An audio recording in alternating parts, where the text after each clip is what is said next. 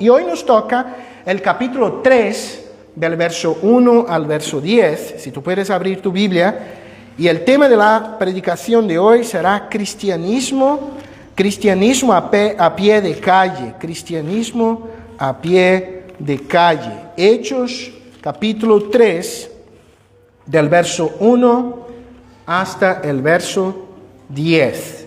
Cristianismo a pie de calle. Así escribió Lucas, Hechos 3:1. Pedro y Juan subían junto al templo a la hora novena de la oración, y era traído un hombre cojo de nacimiento, a quien ponía cada día a la puerta del templo, que se llamaba La Hermosa, para que pidiese limosna de los que entraban en el templo. Cuando vio a Pedro y a Juan que iban a entrar en el templo, les rogaba que le diesen limosna. Pedro y Juan, fijando en él los ojos, les dijo: míranos. Entonces él les estuvo atento, esperando recibir de ellos algo. Mas Pedro dijo: no tengo plata ni oro, pero lo que tengo te doy. En el nombre de Jesucristo de Nazaret, levántate y anda. Y tomándole por la mano derecha, le levantó, y al momento se le afirmaron los pies y tobillos. Y saltando, se puso en pie y anduvo. Y entró con ellos en el templo, andando y saltando y alabando a Dios. Y todo el pueblo le vio andar y alabar a Dios.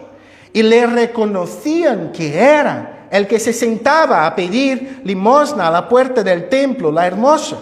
Y se llenaron de asombro y espanto por lo que le había sucedido. Hasta aquí la lectura de la palabra. Mantengamos la Biblia abierta y oremos al Señor. Padre, te doy gracias por el privilegio que tengo de tener la Biblia en un idioma que yo puedo comprender, por el privilegio que tengo de estar reunido con mis hermanos aquí en esta mañana y poder abrir tu Biblia y oír tu voz por medio de tu palabra. Te pido, Señor, que tú puedas bendecirnos, cuidarnos, animarnos, exhortarnos a ser una iglesia que vive al pie de calle, aquella iglesia que hace la diferencia en su vida diaria. Ayúdanos, transfórmanos, que tú seas glorificado, tu Hijo honrado y tu iglesia edificada. En nombre de Jesús. Amén. Hermanos, el mundo contemporáneo suele pensar en la espiritualidad como siendo algo que es una área de la vida de una persona. Hoy en día es curioso, contra todos los pronósticos de hace 30, 40 años, que cuando surge en la edad moderna, con fuerza el materialismo, el secularismo, el ateísmo, se pensaba que no habrá futuro, en el futuro, espacio para la religión, la espiritualidad o la iglesia. Y seguimos aquí aún contra todos los pronósticos. Sino que un hecho es verdadero y que es muy interesante. Vivimos en una sociedad que se dice bastante espiritual, pero espiritual con cosas diversas, ¿no? Es muy interesante. Para algunos venir a una iglesia, oír un predicador, un pastor, alguien hablar de un libro de la Biblia no es algo espiritual, pero hablar de un viaje astral que uno ha tenido mientras tomaba un té alucinógeno es algo espiritual. O sea, la espiritualidad se ha vuelto algo vacío. Pero una cosa que es muy común de nuestros días es pensar en la espiritualidad como algo que es una parte de mi vida. Es decir, yo tengo mi vida espiritual, yo voy a la iglesia los domingos o yo hago mi ejercicio espiritual tal día de la semana y ya está. Y esto, por desgracia, ha llegado a nuestros arrabales, ha llegado a nuestras iglesias, porque muchas personas viven un tipo de cristianismo que es cautivo de los lugares sagrados y de los días santos. Es decir, un cristianismo que es cautivo de la iglesia.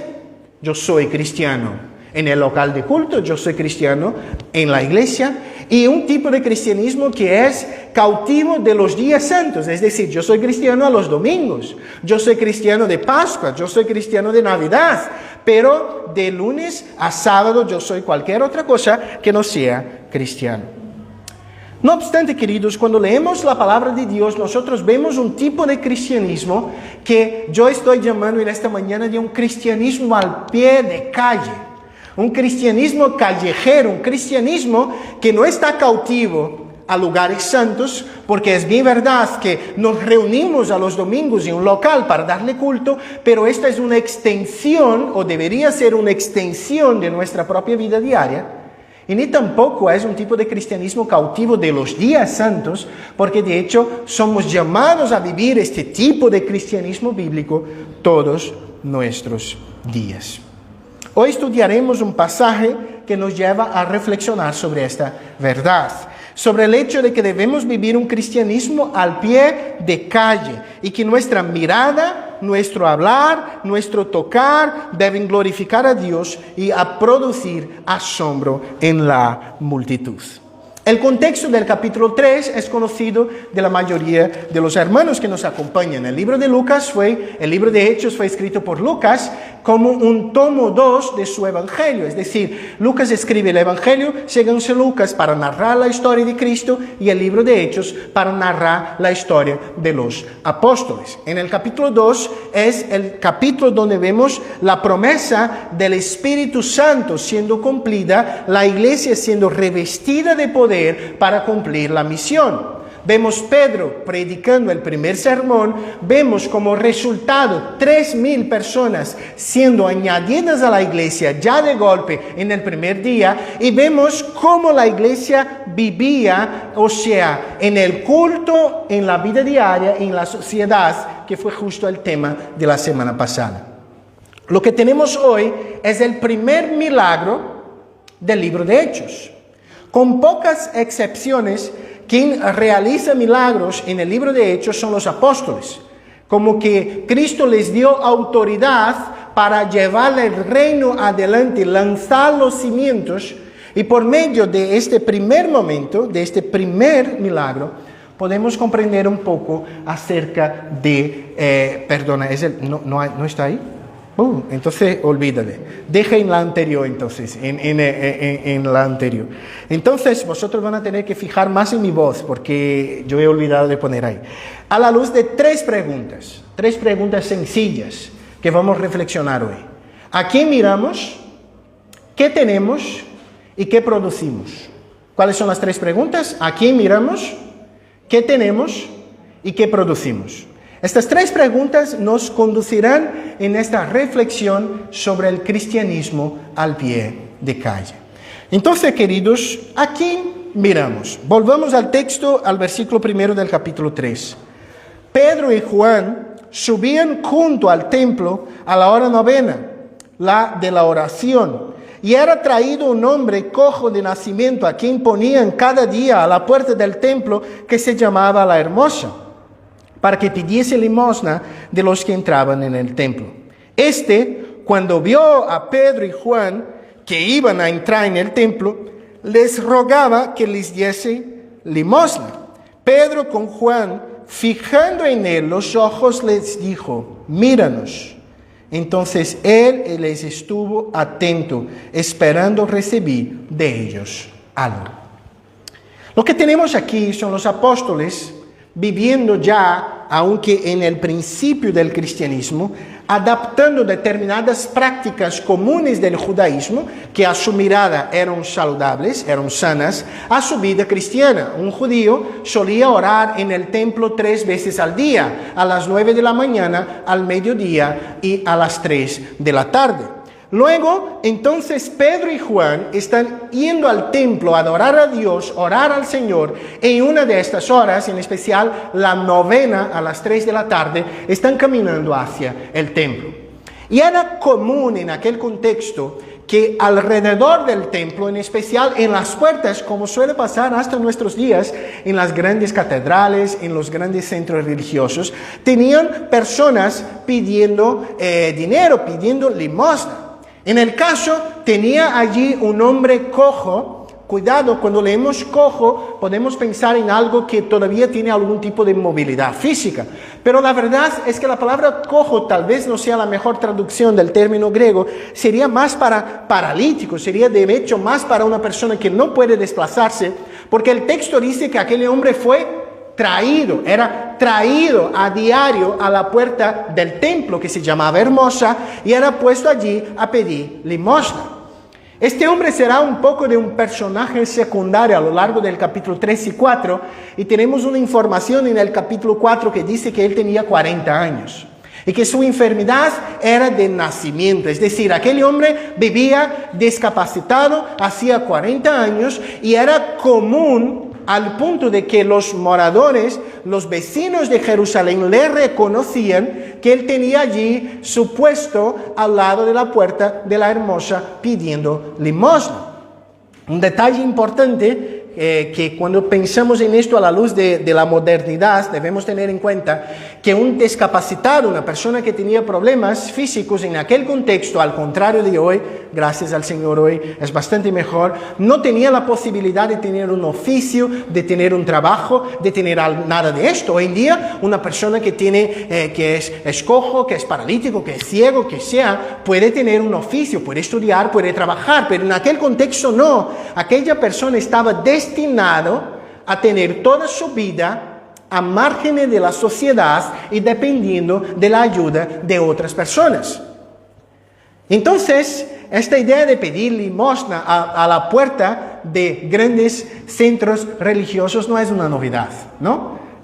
Hasta hoy en día en Don Benito, si tú vas allí en la parroquia de Santiago, a los domingos suele tener una persona allí en la escalera, ¿no? Pidiendo algo de limosna. ¿Por qué? Porque el principio es básico. La persona está entrando en un lugar donde va a alabar a Dios, donde va a glorificar a Dios, y debe ser que esta persona sea moldeada, de alguna manera, llenada de compasión, a mirar al otro y de alguna manera ayudarle en sus necesidades.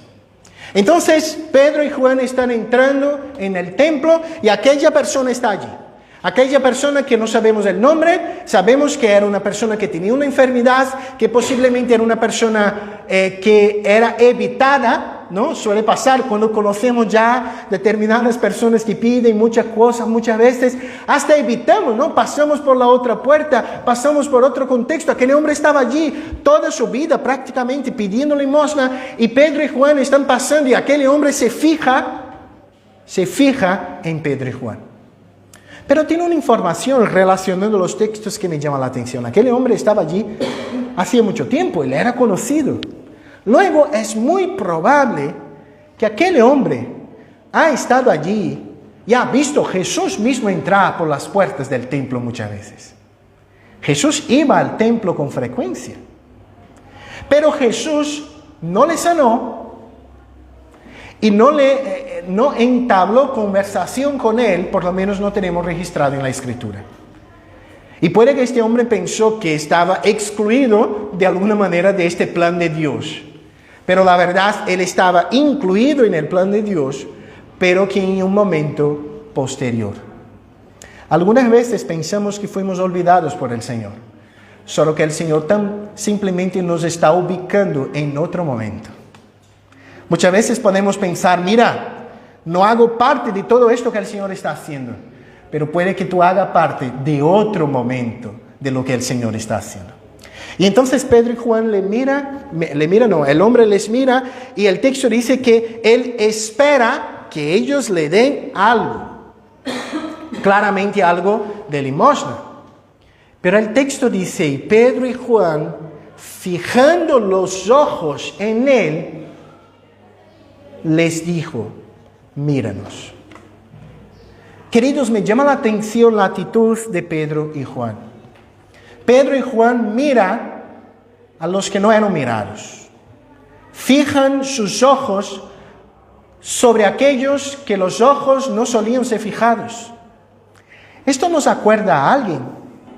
Nos acuerdan al mismo Jesús, que ellos han aprendido que miraba a los que no eran mirados, que hablaba con aquellos que no se entablaba conversación, que investía de su vida con aquellos que eran muchas veces los marginados y los excluidos de la sociedad.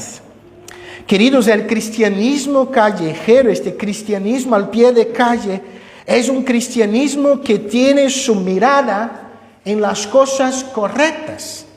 Es un tipo de cristianismo que consigue mirar a los que nadie mira, que consigue ver lo que nadie puede ver, porque no mira según los ojos de este mundo, sino que mira según la mirada del Señor. Por esto que hago esta pregunta, Iglesia Evangélica Presbiteriana en Don Benito, ¿a quién estamos mirando? ¿Dónde estamos poniendo nuestra mirada? ¿Dónde estamos fijando nuestra mirada como pueblo del Señor? Algunas implicaciones de esta primera pregunta, ¿a quién miramos? Primero, Pedro y Juan nos enseñan aquí que este cristianismo al pie de calle mira a aquellos que muchas veces no son observados, que son muchas veces rechazados, que son muchas veces olvidados. Los apóstoles no miraron a aquel hombre por lo que aquel hombre tenía, sino que miraron a aquel hombre por lo que ellos podrían ofrecer. Y ahí creo que debemos ser conducidos en una reflexión. Nosotros vivimos en una sociedad donde la persona quiere ser amigo de los famosos, donde la persona quiere tener muchos seguidores en las redes sociales, y que la persona prácticamente saca una foto de cada parte de su vida porque quiere ser vista, conocida y quiere ser mirada, quiere ser contemplada. Y debemos reflexionar, mis hermanos, si estamos poniendo nuestras miradas en las cosas del Señor, en las personas que el Señor quiere, o si todavía ponemos nuestra mirada en las cosas de este mundo. Si queremos ser una iglesia que vive un cristianismo al pie de calle, debemos reconocer que debemos fijar nuestra mirada en las cosas del Señor. Como iglesia de Cristo en el siglo XXI debemos reflexionar sobre este aspecto.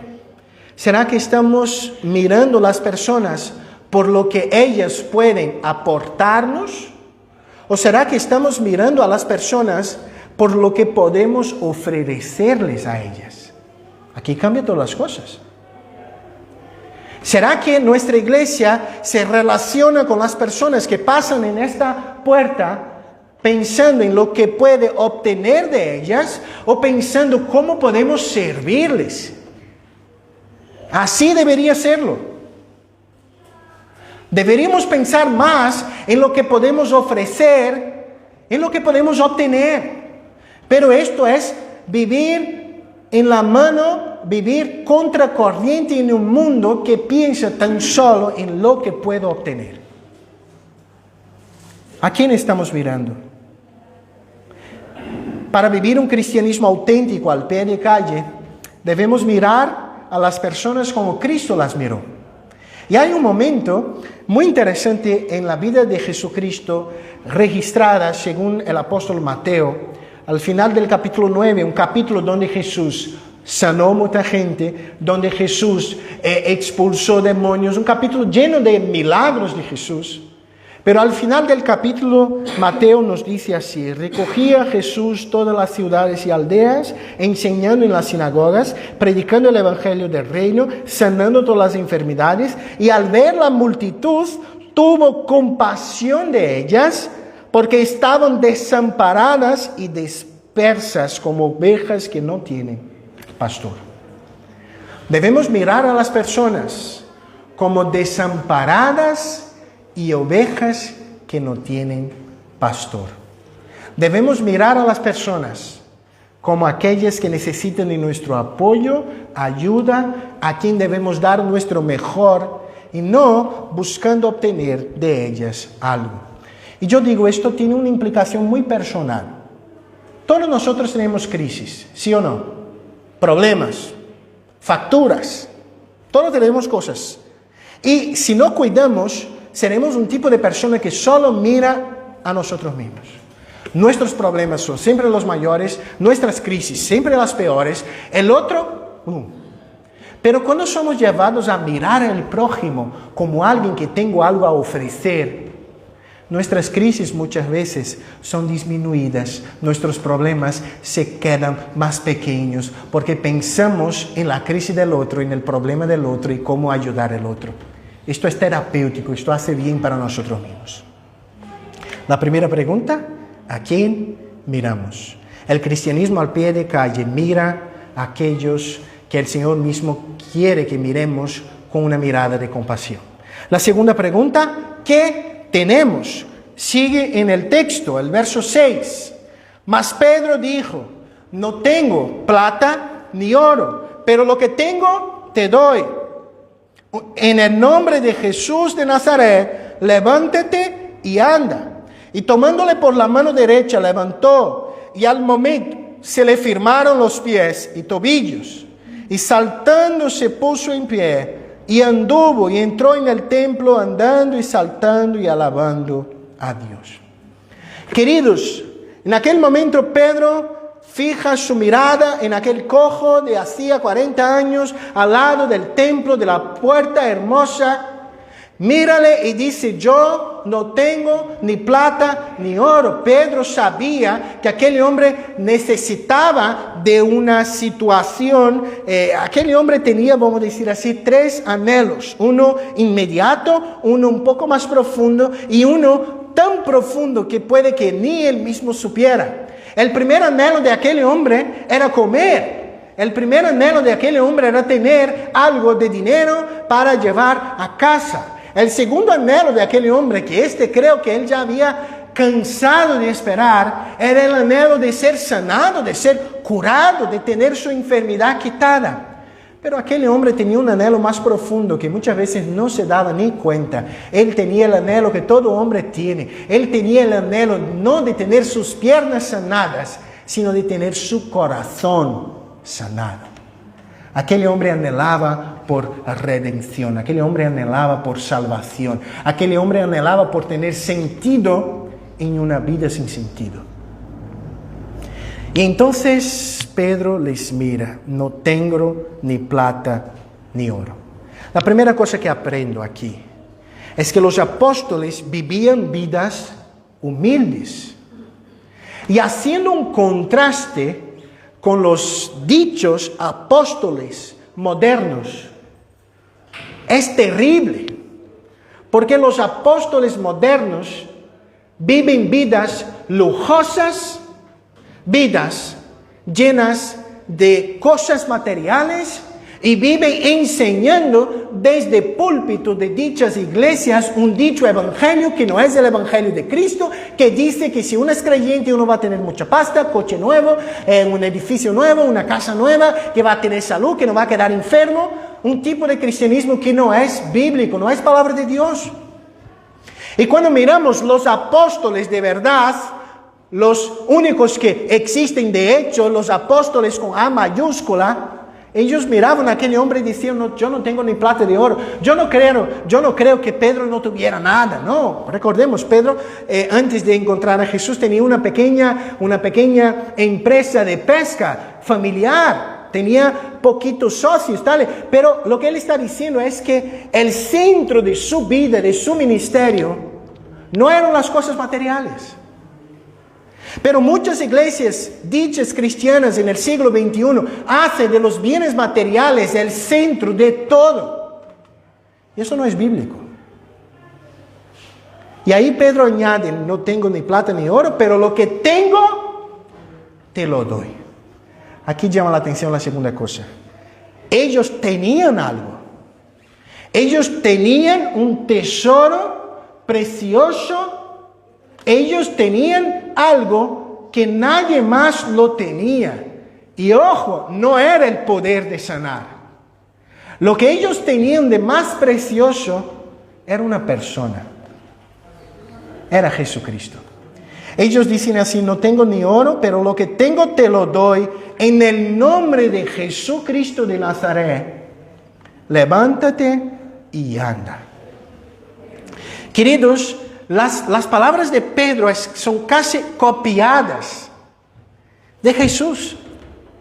Pedro andó con Jesús 3 años. Pedro conocía a su maestro. Pedro conocía a su redentor. Y de alguna manera, Pedro, Juan, los apóstoles, y curiosamente, ahora voy a hacer una curiosidad. Muchas veces pensamos en los apóstoles como hombres que hacían milagros todos los días y tal. Pero te digo una cosa, hay un apóstol que está aquí, que en el Nuevo Testamento no tenemos un solo milagro realizado por él, Juan. Y era apóstol de la misma manera. Y estaba lleno del Espíritu Santo de la misma manera. Y fue usado por Dios para escribir libros de la Biblia y ser pastor de Éfeso de la misma manera que los otros apóstoles. El énfasis no está en el milagro. El énfasis está en Jesús, que es capaz de hacer el milagro. El milagro tenía una función pedagógica, tenía una función de decir, mira, lo que decimos es verdad. Quien predicamos es poderoso. Fijaos, Él puede levantar los cojos, pero esto es nada en comparación con el hecho de que Él puede sanar los corazones. Y entonces, Pedro habla de Jesucristo de Nazaret. Tenemos aquí, en esta frase, 3 fases de Cristo. Pedro dice que Jesús le llama Jesús, le llama Cristo, y le dice que es de Nazaret. Jesús incluye toda la persona de Cristo, su obra, su nacimiento, su obra, su ministerio, su muerte, su resurrección. Pero Jesús era un nombre común. Jesús era un nombre muy utilizado. Sería un Pepe, un Juan de nuestros días. Y entonces se añade Jesucristo. Cristo no es apellido, Cristo es título. Jesús el Mesías, Jesús el esperado, el prometido, el Mesías, pero Él es de Nazaret. Es este Jesús que estoy hablando. Es en nombre de este Jesús que estoy hablando, Jesucristo de Nazaret. ¿Qué tenemos, mis hermanos, en nuestras manos para ofrecer al Señor? Este cristianismo al pie de calle es un cristianismo que piensa acerca no solo de quién miramos, pero piensa y reflexiona sobre lo que de hecho tenemos. Algunas implicaciones de este segundo aspecto para nuestras vidas hoy en día. Queridos, algunas iglesias y creyentes piensan que es más importante tener una buena condición financiera. Los llamados teólogos de la prosperidad enseñan en nombre de Cristo un evangelio que no es el evangelio de Cristo. Dice que las riquezas son el objetivo de la vida cristiana, pero debemos volver a la verdad del evangelio y reconocer que las riquezas, los bienes materiales, no pueden ser el centro de nuestra caminada como iglesia del Señor. Lo que tenemos de más precioso no es nuestro local de culto, no son nuestras sillas, no es nuestro púlpito, no son nuestros miembros, no son lo que podemos hacer en este lugar o en todos los lugares que el Señor nos lleva. Lo que tenemos de más precioso es Jesucristo, el tesoro bendito que tenemos atesorado en nuestros corazones. Es Cristo que es nuestro poder, es Cristo que es nuestra autoridad. Sin Cristo no podemos hacer nada y debemos ubicar nuestra esperanza en Cristo, que es nuestro tesoro. ¿Qué tenemos como iglesia del Señor? Tampoco es el poder. Queridos, la Biblia dice que los falsos apóstoles, los falsos profetas, los falsos pastores, los falsos predicadores iban a realizar milagros increíbles. Hay un momento en el Evangelio según San Mateo capítulo 24, cuando Jesús está hablando del último día, del día del juicio, y Jesús dice que algunas personas dirán a Él en aquel día, pero mira, en tu nombre yo he expulsado demonios, yo he sanado personas, yo hice milagros, y Jesús va a mirarles y decir, yo nunca os he conocido. ¿Qué aprendo yo con esto? Que el poder hacer las cosas no es el centro de lo que tenemos como iglesia. El centro de nuestra vida como iglesia es una persona, vuelvo a repetir, es Jesucristo.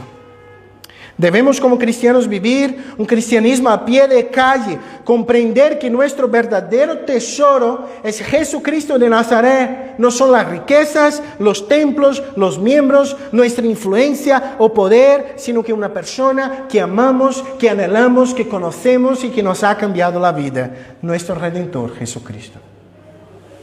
Y es imposible, por lo menos para mí, mirar este texto y no recordar de una historia. Este tipo de historia que se habla de distintas maneras, con distintos personajes, que yo no sé si ocurrió de hecho, pero lo que sé es que elucida bien, clarifica bien el punto. Yo he elegido, por lo menos de todas las versiones, la que me parece ser la más fidedigna, pero aunque no sea de esta manera, el punto es claro. Se cuenta que Tomás de Aquino, uno de los teólogos de la Edad Media, ¿no?, que servía en la corte del Papa Inocencio IV, llegó un día en la sala del Papa Inocencio IV y él estaba contando una gran cantidad de dinero. Tenía muchas monedas sobre la mesa y estaba contando una gran cantidad de dinero. Y dice la historia que Inocencio IV mira a Tomás de Aquino y dice: mira, hermano, no podemos más decir como Pedro y Juan que no tenemos ni plata y ni oro. Tomás de Aquino entonces mírale al Papa Inocencio IV y dice: es verdad, Señor, pero tampoco podemos decir, levántate, toma tu cama y anda. Lo que él estaba diciendo era: perdimos la autoridad queriendo ganar el mundo. Queriendo ganar las cosas de esta vida, podemos perder la ancla de nuestro corazón y podemos ganar el mundo entero y perder nuestra alma. Debemos anclar nuestro corazón en las cosas del Señor. La segunda pregunta: ¿qué tenemos? Y la última pregunta es una pregunta que habla acerca de la consecuencia. ¿Qué producimos? ¿Qué tipo de bien producimos? Mira el verso 8, 9 y 10. Y saltando se puso en pie y anduvo. Y entró con ellos en el templo, andando y saltando y alabando a Dios. Y todo el pueblo le vio andar y alabar a Dios, y le reconocían que era el que se sentaba a pedir limosna a la puerta del templo, la hermosa. Y se llenaron de asombro y espanto por lo que le había sucedido. Queridos, la última parte del texto, esta última enseñanza acerca del cristianismo al pie de calle, que estamos defendiendo en esta mañana, habla sobre qué tipo de bien producimos en la sociedad, qué tipo de bien producimos en las personas de nuestro alrededor. El texto dice que en el momento que Pedro toma a aquel hombre por las manos, sus tobillos son fortalecidos, sus pies son fortalecidos, aquellas piernas ganan fuerza que nunca han tenido en la vida y empiezan a andar. Y el texto dice que aquel hombre salta de alegría y dar gracias a Dios y entra en el templo saltando, andando y alabando a Dios. La primera cosa que debemos reflexionar, queridos, es que como iglesia que vive al pie de calle, debemos anhelar por producir algo que es verdad. No podemos producir por nuestra propia fuerza, sino que por el Señor. Pero debemos focalizar en personas y no en cosas. La primera cosa que tenemos aquí es un hombre que no andaba andando, un hombre que estaba perdido, que fue encontrado, un hombre que hacía tiempo no abría su boca para alabar a Dios, andando, saltando y alabando a Dios y dando de él testimonio público del gran Dios de Israel y de Jesucristo, su único Hijo. Cuando nos focalizamos tanto en las cosas, olvidamos que el método de Dios son las personas y no las cosas. Nosotros podemos tener un local de culto más grande, gloria a Dios. Podemos tener mejores sillas, mejores condiciones, un aire acondicionado, ya llega el calor, ¿no? Organizar mejor las cosas, gloria a Dios, es bueno. Pero si tenemos todo esto y no tenemos gente, no tenemos nada. Ahora, si tenemos gente y no tenemos ninguna de esas cosas, tenemos todo. Nos vamos a debajo de un árbol y adoramos a Dios. Y glorificamos a Dios. Y nos reunimos como iglesia. Es claro, si podemos tener una condición mejor, gloria a Dios, debemos hacer las cosas bien hechas, con compromiso. Pero el énfasis es, el primer bien que debemos producir son personas. ¿Será que estamos poniendo como preferente en nuestra vida ser bendición de Dios en la vida de personas?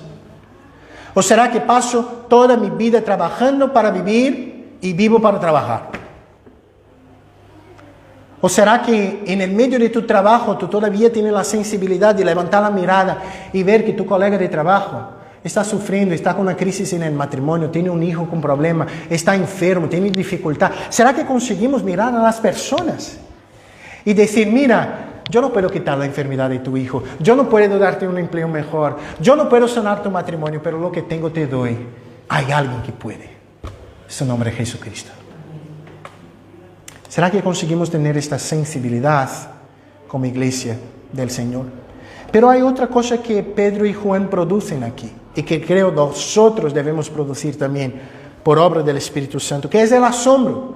El texto dice, y todo el pueblo le vio andar y alabar a Dios, y le reconocían que era él que se sentaba a pedir limosna a la puerta del templo La Hermosa. Aquel hombre era conocido. Aquel hombre era visto, aquel hombre era reconocido como alguien que tenía una enfermedad de nacimiento que nadie podía hacer nada. Pero ahora aquel hombre estaba andando, alabando a Dios y glorificando su nombre. ¿Y qué pasa? El texto dice que se llenaron de asombro. Queridos, ¿será que producimos asombro en la sociedad en que vivimos? ¿Será que las personas miran a nuestra familia y dicen, mira, yo quería tener esto? ¿Será que las personas miran a nuestra vida y dicen, mira, yo no entiendo la fe de esta persona, yo no entiendo el Dios de esta persona, yo no entiendo nada, pero algo distinto hay? ¿Será que producimos asombro? ¿Será que cuando miramos a la persona más complicada del pueblo, vamos a la otra calle? ¿O será que cuando miramos a la persona más complicada del pueblo, oramos y decimos, Señor, cambia su vida y su corazón? Porque yo sé que si tú cambias la vida y el corazón de este hombre, que es tan conocido por ser tan mala gente, algo glorioso tú harás en esta ciudad. ¿Será que nosotros, queridos hermanos, estamos viviendo esta verdad? ¿Será que estamos produciendo asombro? ¿O será que producimos simplemente rechazo? ¿O será que simplemente somos aquel tipo de persona que nadie quiere hablar? ¿Nadie quiere estar al lado? ¿Será que somos aquel tipo de iglesia donde el vecindario desea, anhela y espera que se mude? ¿O será que somos aquella iglesia que el vecindario, aún sin comprender, dice, mira, estos son buena gente, esto tiene algo de distinto, estos no hacen las mismas cosas que hacen nosotros? Y debemos hacerlo en todos los sentidos, queridos, honrando a Dios. Por ejemplo, el propietario del local está muy contento, ¿no?, con la iglesia. ¿Por qué? Porque gracias al Señor pagamos siempre en el día 3, 4 de todo mes. Esto es testimonio, queridos. Si tenemos un local grande y tal, pero somos conocidos en el pueblo por no pagar, por no hacer las cosas bien, de nada valen estas cosas. Debemos honrar a Dios. ¿Qué tipo de bien producimos? Las últimas implicaciones. Queridos, Pedro y Juan produjeron tanto salvación en la vida del cojo como asombro en la vida de la comunidad. ¿Será que somos instrumentos de Dios para estas dos cosas? ¿Cuánto tiempo hace que tú no llevas una persona a Cristo? ¿Cuánto tiempo no hace que tú no hablas de Jesús personalmente a una persona? ¿Cuánto tiempo hace que tú no llamas a un amigo a tu iglesia? ¿Cuánto tiempo hace que tú no invitas a un conocido tuyo a venir a la iglesia? ¿Será que anhelamos ser instrumentos de salvación en la vida de las personas? ¿Será que anhelamos ser instrumentos de asombro en la vida de las personas?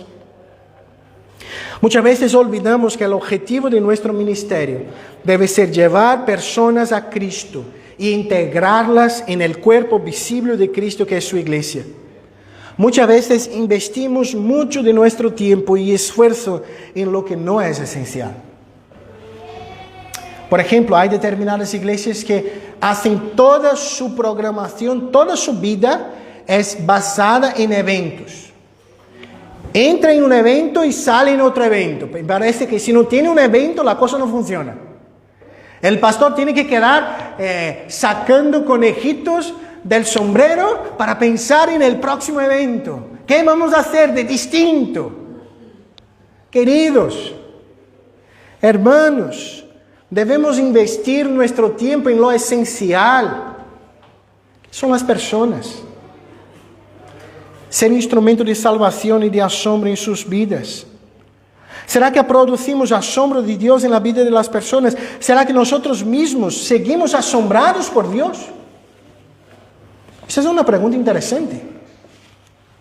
Solo llevaremos asombro. Asombro aquí tiene la idea de, ¿sabe cuando algo es tan maravilloso que yo me quedo con la boca abierta? Es algo tan increíble que genera tanto gozo como temor. Si nosotros no estamos asombrados por Dios, no vamos a llevar a otros a ser asombrados con el Señor, a se quedar maravillados con el Señor. En un excelente libro del pastor Paul David Tripp llamado Asombro, lo tenemos en castellano, él dice así: verás, el asombro por Dios te hará sentir pequeño. Y esto es bueno, porque realmente somos así. El asombro por Dios te hará sentir incapaz para la tarea. Esto no solo produce confianza en la sabiduría, en el poder y en la gracia de Dios, sino que también hace que seas humilde, paciente y bondadoso, apasionado y dispuesto. El temor solo se vence con temor. Solo el asombro de Dios puede quitarle el poder del asombro de los hombres. Solo vamos a temer más a Dios que a los hombres cuando nuestro asombro y maravilla estuviera en el Señor y no en los hombres. Para concluir, queridos, ¿qué tipo de cristianismo estamos viviendo?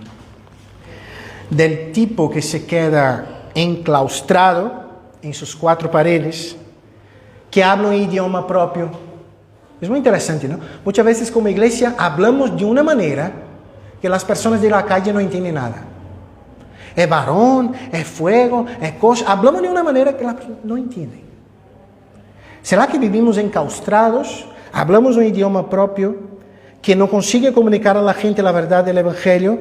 Un tipo de cristianismo, recordaos, cautivo de los lugares santos de la iglesia y de los días santos, de los domingos. Aprendimos hoy que en este primer milagro del libro de Hechos, que para los apóstoles y la iglesia primitiva, el cristianismo era una fe vivida al pie de calle. Y fuimos llevados a reflexionar sobre tres preguntas. ¿A quién miramos? ¿Qué tenemos? ¿Y qué producimos? ¿A quién miramos? Pedro y Juan miraron a los olvidados, a los marginados. Miraron como su Señor con compasión y gracia. Que nosotros podamos tener también esta misma mirada y estar pendiente del prójimo y del necesitado. ¿Qué tenemos?